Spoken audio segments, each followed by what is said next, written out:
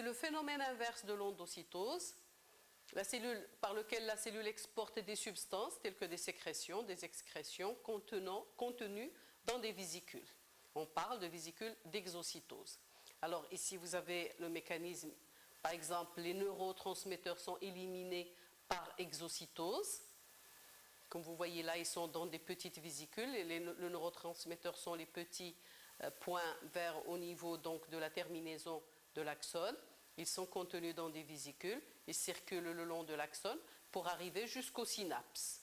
Donc là, l'étape dans ce cas-là, pour l'exocytose, l'étape consiste en une migration des vésicules. Vous le voyez en bas à gauche, la vésicule qui migre vers la membrane plasmique, les vésicules d'exocytose vers la migration vers la membrane plasmique, et puis après, elle va s'absorber et fusionner avec la membrane plasmique, c'est-à-dire la membrane de la vésicule et la membrane plasmique vont fusionner.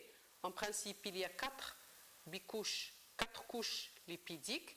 Alors, celles qui sont au milieu vont disparaître, s'écarter parce que la membrane est fluide vers les deux extrémités, en donnant donc, en laissant la membrane externe de la membrane, la couche externe de la membrane plasmique et la couche interne de la vésicule face à face, ce qui forme un diaphragme plus fragile.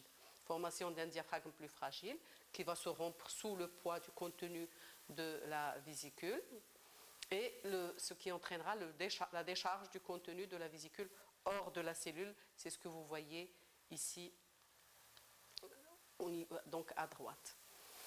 Alors, des substances éliminées, exemple de substances éliminées par exocytose, on va citer la salive, la plupart des hormones, les résidus des vacuoles digestives, les imogènes qui sont les précurseurs d'enzymes digestives sécrétés par le pancréas qui sont déversés dans le duodénum. Alors ici, vous avez sur le schéma, on explique que la vésicule, lorsqu'il migre et s'absorbe sur la membrane plasmique, là c'est encore un phénomène localisé.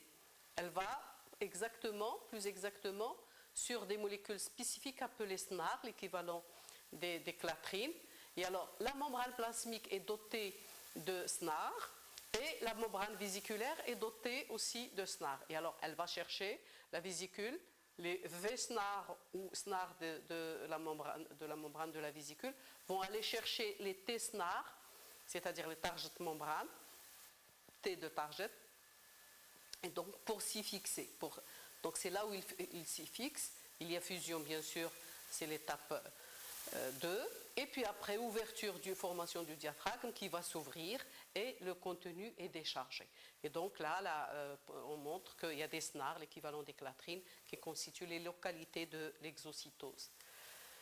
Alors, effet pharmacologique sur la perméabilité membranaire. Plusieurs substances peuvent modifier les échanges membranaires. Par exemple, les antibiotiques, certains antibiotiques augmentent la perméabilité aux ions sodium, à l'eau et aux ions chlorure et diminuent la résistivité de la double couche lipidique. Les anesthésiques locaux modifient aussi les zones de contact entre les lipides et les protéines, ce qui entraîne la perte de l'excitabilité de la membrane des cellules nerveuses. Le venin de serpent entraîne la lyse de la membrane plasmique aussi.